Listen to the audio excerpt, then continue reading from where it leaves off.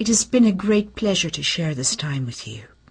And tonight what I wanted to start out with is the left brain and right brain ascension methods. Throughout the ages, much emphasis has been given to the left brain methods of purification, of enlightenment.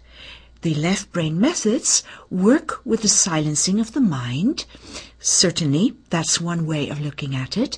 And all meditation techniques are designed to give that left brain the ability to be silent, to at least know what it is like. The unfortunate thing is that, like the finger pointing at the moon, most started looking at the finger as the end on all of it. But that's not so. Meditation never was meant as a tool that became the end. It was just a means. And what this meant is that as meditation taught us what it was like to live from a place of silence, the hope was that eventually we would incorporate it into our life, living a life of meditation with full attention to the now. The question is often asked me, why is it that we have to meditate? Well, you don't. Not all methods are suitable to everyone, and there are definite people who prefer definite methods. But what would be the example of why meditation would work? Well, let's tell a little story. There was once a sage, and the sage had a genie in a bottle, and he let the genie out of the bottle, and the genie, of course, promptly did what all genies do, and said, "Master, how can I serve you?" So the sage gave him work to do that he wanted to have done, and of course immediately he was back, a little larger than before, saying, "Master, what is it that I can do to serve you?" And so it went on and on and on, and the sage was never permitted to sleep or rest or sit down for a minute of break, because very soon the genie would be standing there, larger than before, asking, "Master, what can I do to serve you?" Finally, the genie was beside himself, wanting more and more and more work, and the master was beside himself, wanting a little rest. Finally, he tried to outrun the genie, but the genie followed him at a rapid pace through the forest. "Master, what can I do to serve you?" And finally, when he could run no more, he plucked one of his very curly hairs out of his head, handed it to the genie, and said, "Here, straighten my hair." The genie straightened the hair would immediately curl again, he would straighten the hair, and so forth. And this kept the genie busy. Our surface mind is a lot like that genie. It constantly wants to demand, be in control, dictate. It wants to run things very helpfully, but it nevertheless torments us so that we cannot enter the place of silence, that place of mastery. And so meditation is a little bit like giving your surface mind genie a hair to straighten. During the time of meditation, it is in quietness, it is in silence. And so, as you do this, you learn what it is like to eventually live in silence. So, we have got the left brain methods that are attempting to silence the mind. This is not always that effective, because unless you actually take those methods and apply them in your life, all it will do is make life more and more unbearable and more abrasive, because it's so at variance with the quietness that you experience during the time of meditation. People can become quite irritable with loved ones, with yelling children, or anybody else that disturbs their peace when they come out of meditation. There is a way that is very effective, but again, it's only for some people, like meditation will work very well for some people. Let us take a look at the method of expansion of the mind, different than silencing the mind. In this instance, if we were to go back to our analogy of the genie and the sage, you would be giving the genie larger and larger tasks. You would ask him to sweep out the Empire State Building.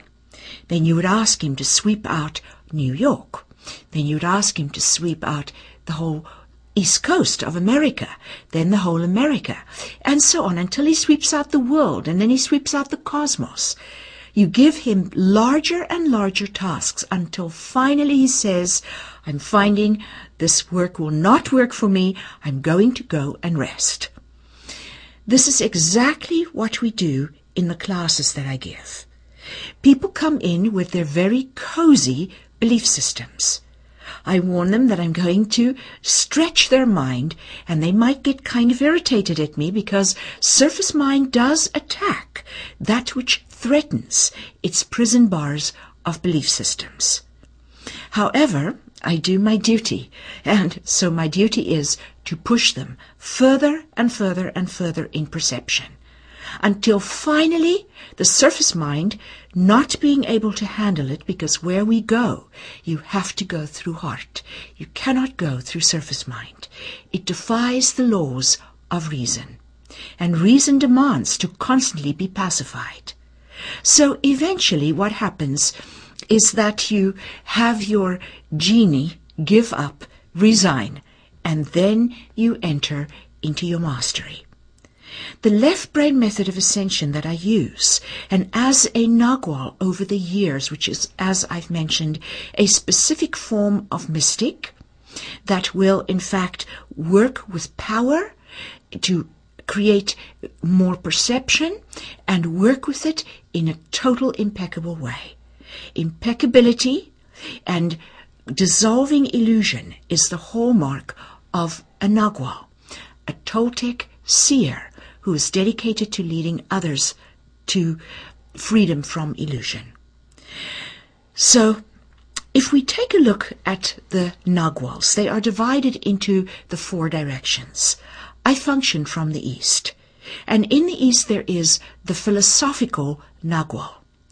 The Nagual that is in any direction has one goal in mind: to set the person that they are teaching, whether they are called an apprentice or a student, or ultimately become masters themselves in their classes. They are designed to set them free from the tyranny of surface mind so that they can enter into full ascension. And so the philosophical Nagual that works in the East is very suited to creating opportunities for left brain ascension methods.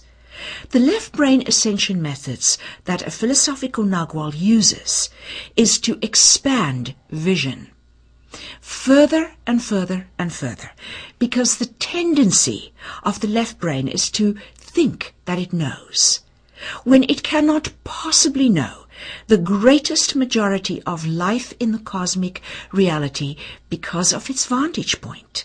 Left brain can only see what's right in front of its feet. And if you want to equate it to a flashlight shining on the ceiling, can only see a very small but very bright spot.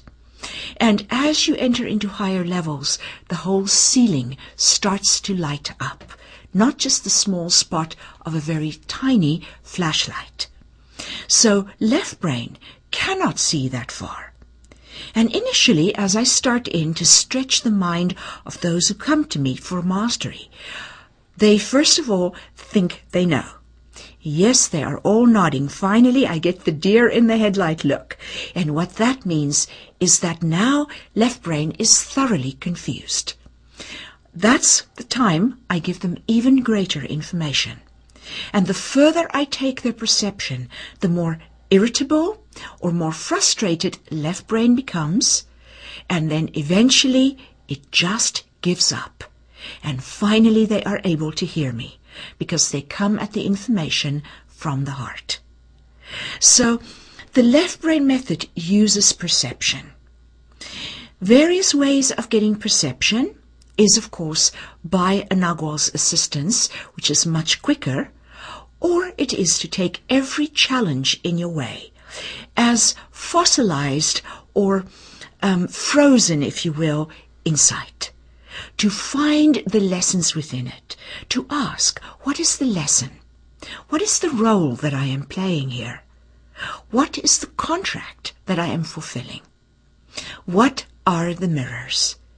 Because what comes around you, my beloved brothers and sisters of light, are the mirrors of that which you are, that which you judge, that which you have lost or given away, or that which you have yet to learn or accomplish within.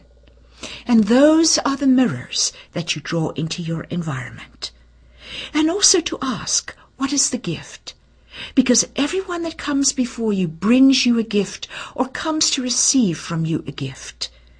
And then as you gain these insights and they are released by the events in your life, you can ask, what can I allow and what can I not? So that you do not allow that which is unacceptable. If you recall, we spoke about the anatomy of change and how we have to go through transformation as the very first phase of every big stage. It's the place where you shed that which does not serve. When things are in front of you, to ask, what may I allow and what can I not allow? Gauging what is life-enhancing to you and to all indwelling life. What honors you in your greatest identity, not in your limited identity that you are trying to shed. And so, as we do that, we start to effortlessly, day by day, shed the old, so that the great transformations are not necessary, the great losses, the great sheddings. And so, as we continue through life, we will find that insight lies waiting in our environment. It could be in the form of challenges. But since August of 2006, when the poles in the cosmos reversed, we have been drawing in others of like energy and like matter. And the like energy and like matter that we are in fact attracting will give us ample insights, not of what isn't, but of what is. They will mirror to us what we are, so that we can become more of those beautiful things, so that we can gain inspiration, fun, laughter, beauty, all the qualities that slumber in our soul, and as we live them more fully, they are enhanced and others learn again from us.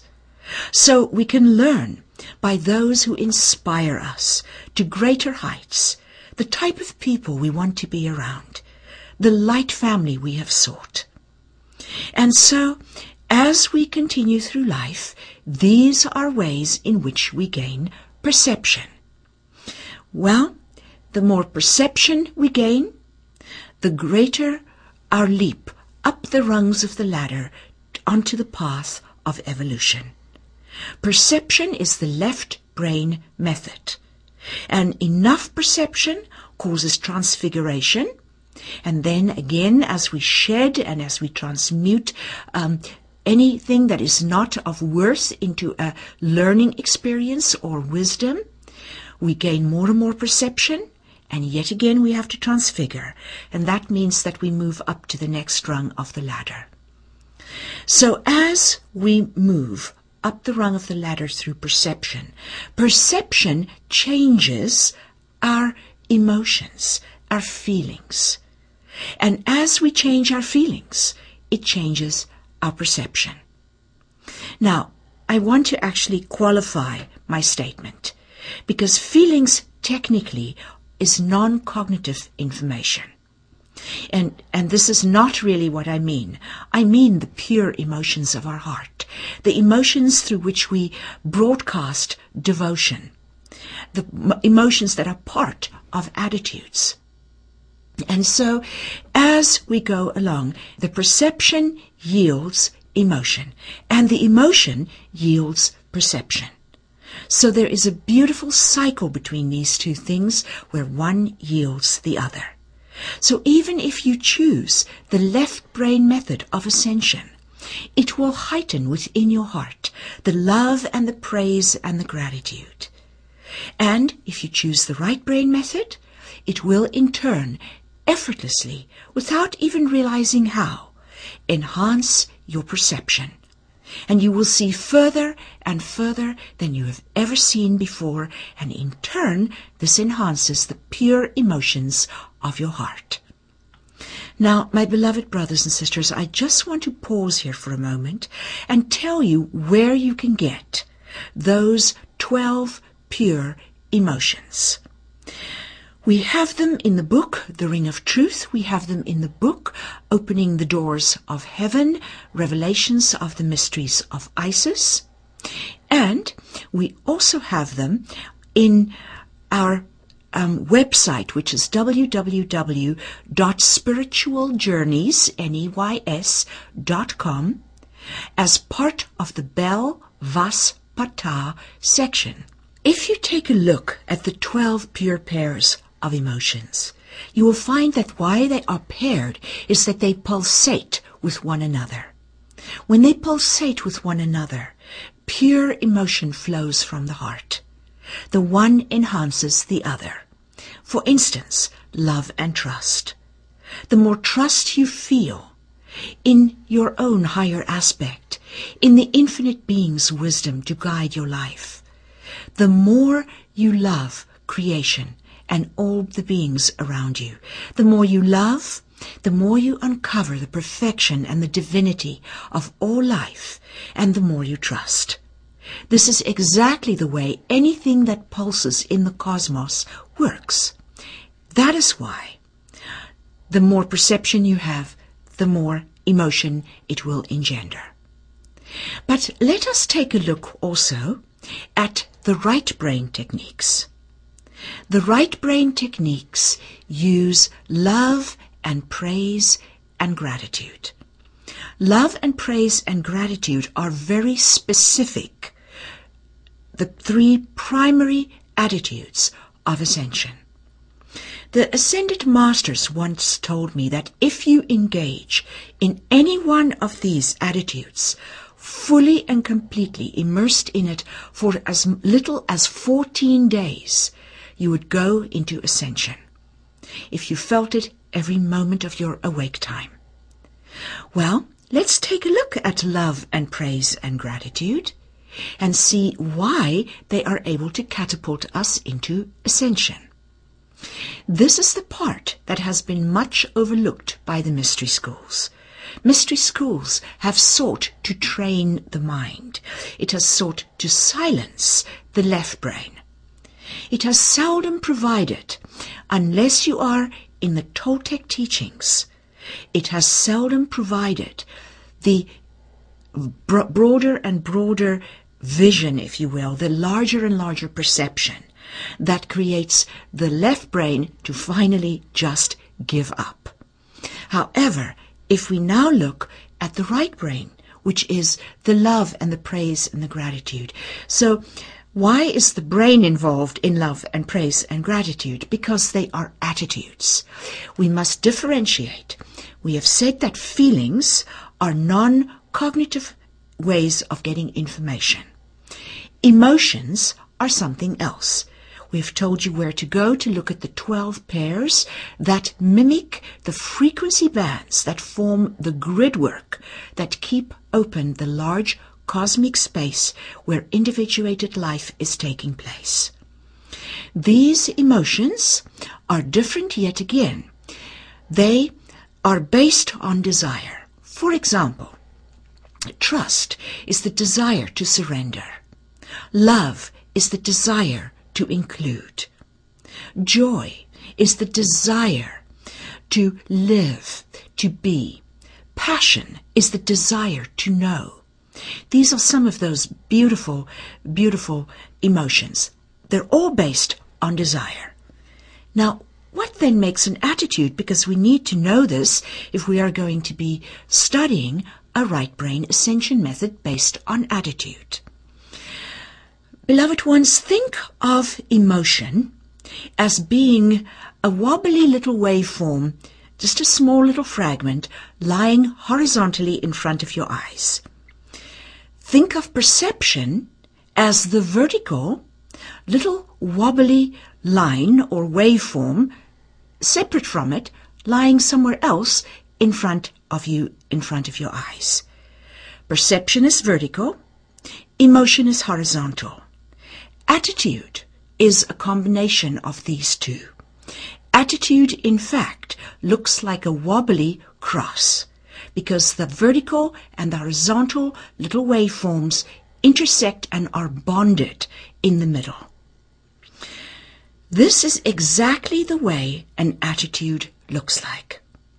And an attitude of love and praise and gratitude resembles something that we have studied for a very, very long time in the Toltec traditions, awareness. Now, even a novice knows that the more awareness you have, the more consciousness you have, the more you're going to evolve into these higher and higher stages. So the goal is to get a lot of awareness. It's like a board game. The one with the most awareness wins. Well, how do you get to have so much awareness? It goes like this. If you recall, in our last 2 hours of discussion, we discussed the fact that that tumbling force that awareness had when it moved, which became death, is no more. That in fact it has now changed to tiny little bits spread across the cosmos. And I believe we used the analogy of butter across a slice of bread. Well, wherever your corner is in the cosmos, wherever you are standing on that slice of bread, it is possible to rake those little bits of awareness, which also resemble a wobbly cross, towards your corner of the bread, and for them to stay there, right around where you are. You can rake in awareness by love and praise and gratitude emitted through your heart. How does this work? Well, we have said that awareness particles no longer move. They're totally inert. They are negative in that they're not proactively in movement. So they just are in beingness. They're not going anywhere until you call them forth through love and praise and gratitude. Because those 3 ascension attitudes are in just the exact same replica of this wobbly cross of perception and emotion combined. When sent out through your heart, it mimics the awareness particles, but it is proactive and positively charged. It is moving out from you. It is sent forth to an object of your praise or your love or your gratitude. And when this is the case, the negatively charged particles are highly attracted to it. And so it's like a magnet.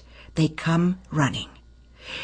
Since August of 2006, as you will read on our Belvaspata section, and we also have the section on the website alminehealing.com, www.alminehealing.com. So if you go there, you can see that opposite light and frequency are now attracted to one another. Like physicality and like energy is now attracted to one another. That's why you are now pulling in people that mirror who you are. But the opposite light and frequency particles are highly attracted. The awareness particles were negative. That which you send out through your heart is positively charged, and light and frequency, of which both are comprised, are attracted to their opposite pole. And so awareness is pulled to where the source is of the love and the praise and the gratitude, and this is how you achieve awareness. This is how you can ascend. This is the right brain method. Let us take a little look at what those attitudes really are. And a good place to begin that discussion is to look at which of the stages these attitudes are most suited for. For example, if you recall, last week we discussed the fact that you cannot properly feel love when there isn't silence of the mind. So how can you generate enough love to get into your mastery stages and then be in the silence of the mind? You see? So it's not the place to begin. In the ego identification stage, the best attitude to have is gratitude. And gratitude is something that you can cognitively look for behind the appearances of perhaps some opposition. You can see that the infinite sends nothing but good. The infinite sends lessons or gifts. And really, when you look at it from an eagle's perspective, they are both the same. So this is doable, this attitude of gratitude, to the point where it can catapult you into ascension, even when you are in ego identification. When you go into God consciousness stage, you are still pulled out of the silence of the mind when you have to relate to others, which is why the ascended masters don't have a difficulty interacting with others, but those who are in God consciousness, which is that middle great stage that we discussed, that precedes the ascended mastery stage, they tend to avoid others. They live very reclusively, they sparingly interact because it's uncomfortable for them. They love being in the I am presence, in the bliss, and so forth, and they don't like to be pulled out of it to have to interact with others. Because this is the case, love even there cannot fully be felt. But in this case, because of the tremendous change from ego identification to God consciousness, your heart is filled with praise. Praise pours through you, especially because bliss permeates the last two phases of this particular great stage. So praise is definitely the best one to practice during this middle stage of God consciousness. Then we come to the ascended mastery stage, and because of the total silence of the mind, even when speaking, even when interacting, even when giving a lecture, there are no thoughts preceding it. And because of that, the love that pours through your heart is so profound. And of course then, this is the very best stage for you to have as your primary ascension attitude, love. Why use it if you're already an ascended master? Because there is no point of arrival, and awareness particles are needed to make the next big jump into the God kingdom. And so you still need to pull those particles towards you, and therefore the ascension attitudes never go out of style. Say